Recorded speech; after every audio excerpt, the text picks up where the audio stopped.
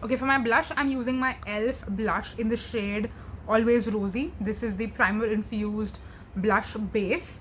Now this particular shade is like my perfect nude like ever. Honestly, if I just had to have one blush in my collection, I would use this, because this would go on all looks probably, but I don't use this for my pink looks. I go with a pink blush. I use this for more nude looks.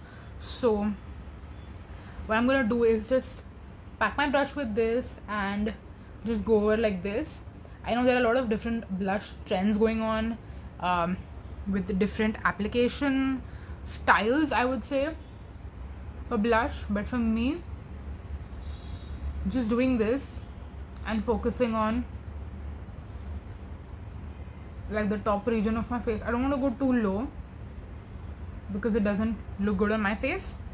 This looks just perfect. I think I went a little bit ham on this side, which tends to happen sometimes, so then I balance out this side as well.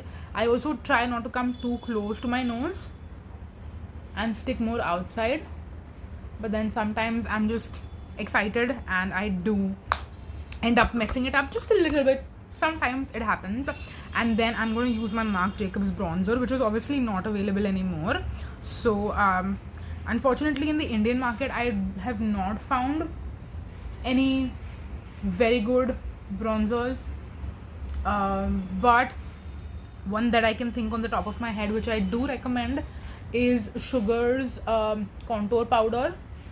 I think it was Taupe Topper, I think, which is a very nice contour shade. It's not a bronzer, it's a contour, and even what I'm doing is not really bronzing, it's more contouring, because this is like a neutral bronzer, I would say. It's not too warm, not too cool, so I'm just using it on my cheekbones and also on my jawline to kind of sculpt my face.